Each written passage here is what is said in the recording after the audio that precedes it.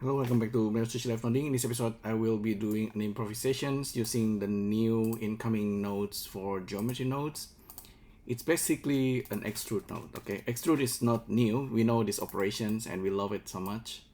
It's basically allowing you to extrude mesh.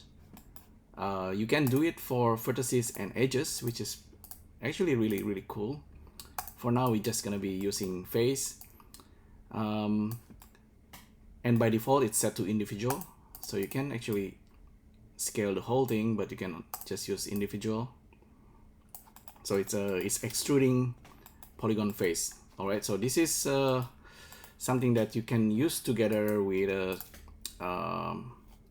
scale. Okay, scale elements, so you could use them together with selective selections like the top. So now you can basically have like some kind of inset. Okay, so that might come in handy, and you can do this multiple times, of course.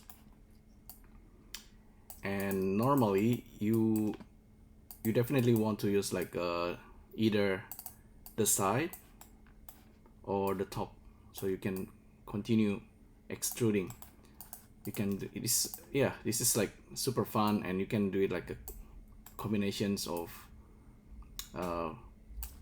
either you want to extrude the top part or the side part. The top part is usually maybe the one you want. And let me save this very quickly. So this is just an extrude. It's a basic extrusion.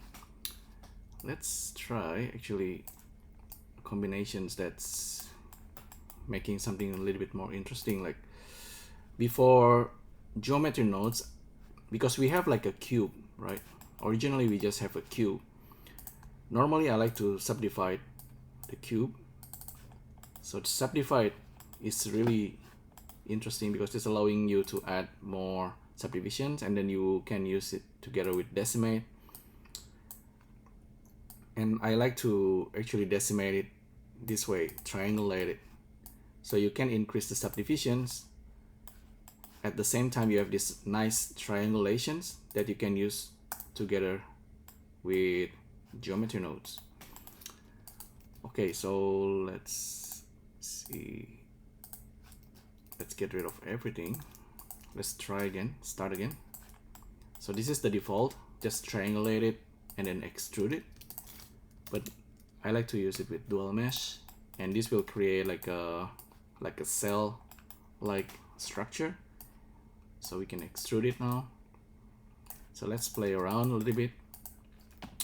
You already get something that's kind of nice looking. Let's use the cavity so we can see the result a little bit better. Again, we can use it with a scale scale elements. Let's do it only on the top part, and we can scale it. So we have an inset. So the first extrusion is just a simple inset, and let's extrude it again, just the top part, and this we can make it we can scale it smaller, so it's becoming spiky.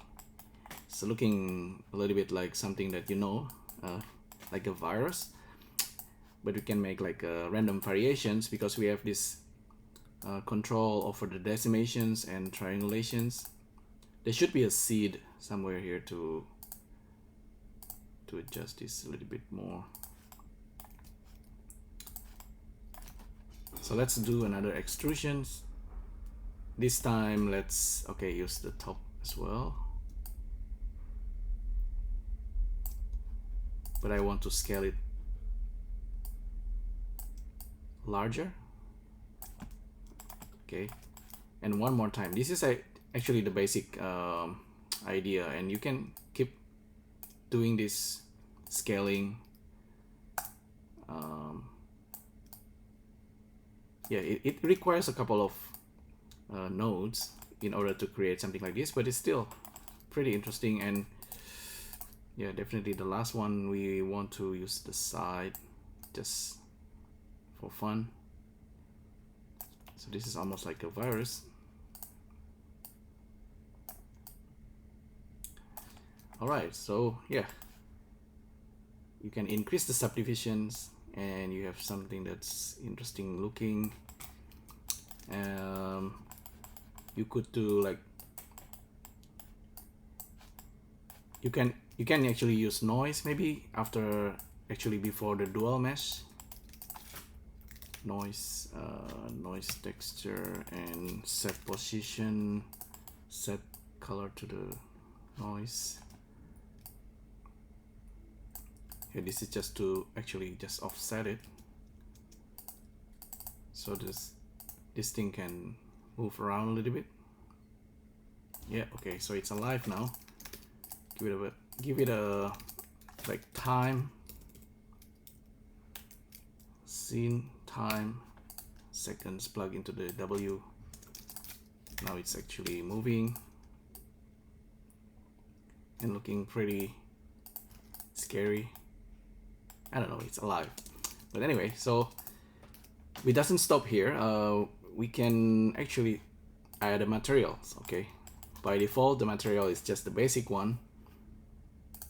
You can play around with material, but I suggest, okay, it doesn't work right away because we need to set material. Set material like that. Okay, and this is just a combo of extrusions. Okay, we have something nice. Maybe set smooth as well, so we have nice looking creatures there.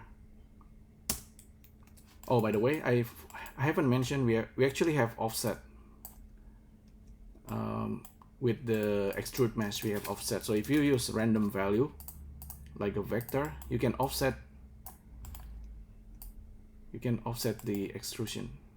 So that's also something you want to try, but for now just keep it simple. We already have this, so it's kind of looking nice. What I want to show you next is the asset browser and materials.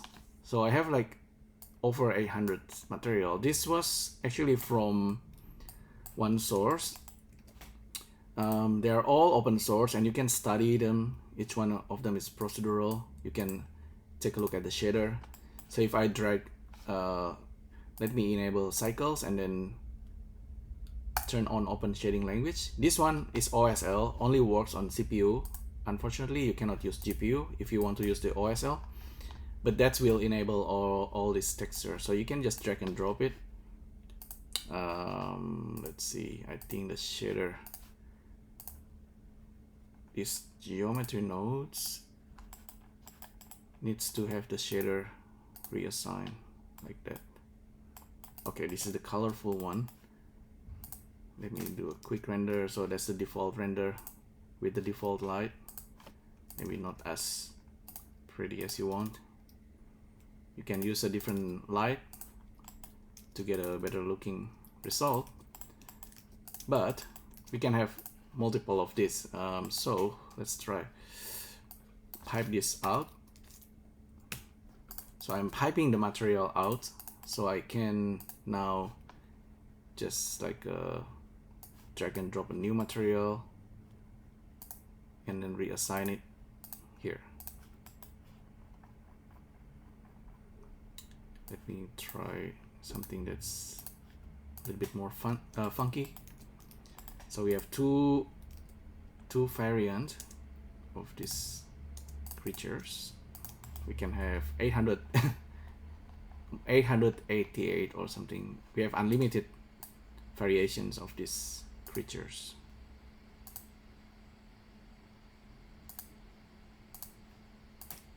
Oh, this one is really cool, but it's very noisy because it's using a lot of glass material. Let's try like a gold leaf.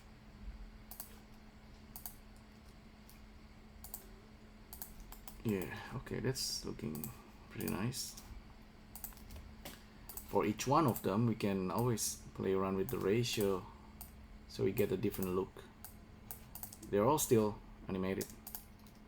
So this modifier like subdivision, decimate, I think we're gonna have like a merge by distance node coming soon for geometry nodes. That also can add some more interesting look. So let me just randomly pick like a color or like a material, drag and drop it.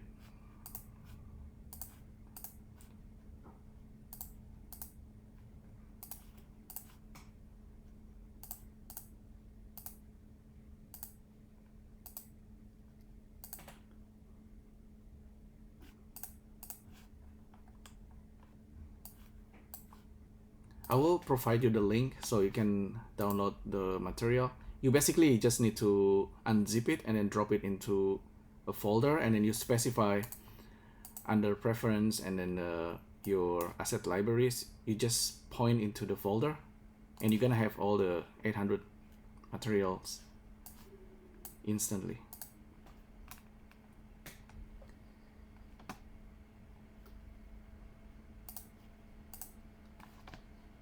Try this orange one, orange slime. Okay, this one is cool.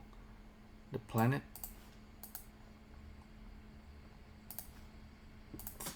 Yeah, endless variations, and you can always go inside the shader and take a look and totally play around with this.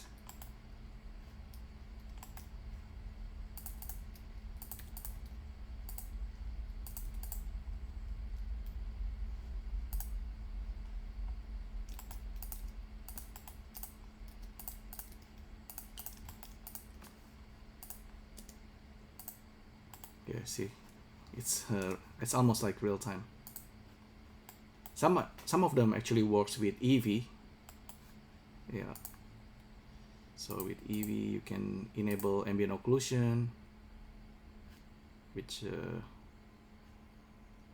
add a little bit more details there on the shadows, maybe blue.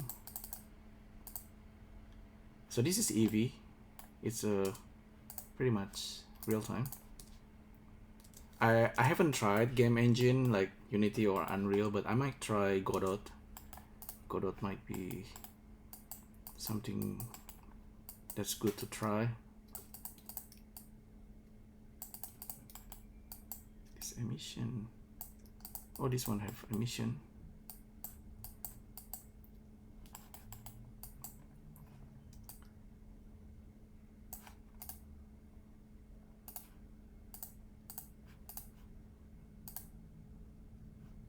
Glossy is super okay. Let's try another texture, rusty, bitten rusty.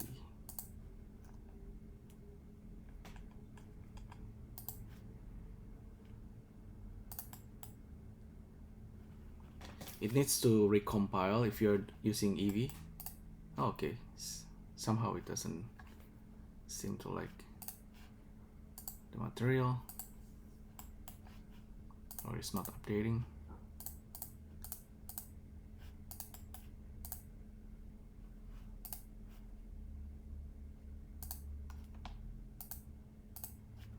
Oh, okay.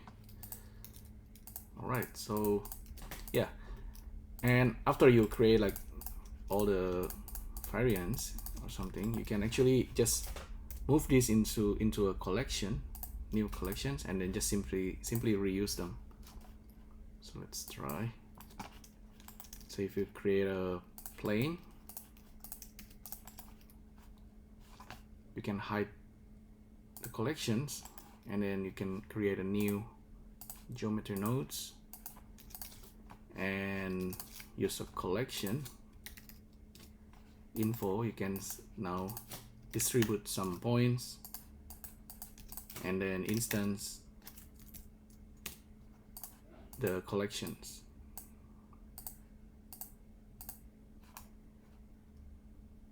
Reset children, separate children. Okay.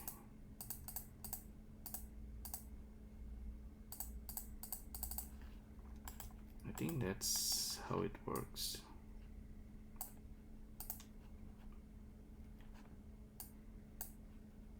scale. Okay, you want to maybe randomize the instance, but I think it should work right away. So yeah, that's basically the whole process. Maybe sometimes in the future we can randomize the material, but I think this is already pretty cool. You can create some collections and you can randomize the instance. How many object we have? 1, 2, 3, 4, 5, 6, 7. So we just give a different index like that. So now we can use pause on this and just scatter this thing. Maybe don't use, instead of using plane, we can use icosphere. So we can now scatter this thing.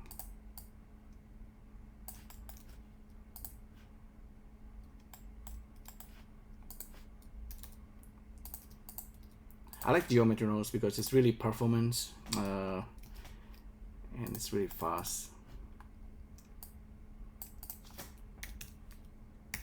Even on this computer, you know, like this is just the M1 Mac with 8 GB of RAM, so it's not the most powerful computer, but it's doing it fast enough.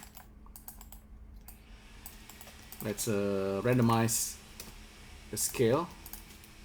Sorry about the noise. Scale instances, random value for the scale. So you got the drill. It's basically just random placement of instance.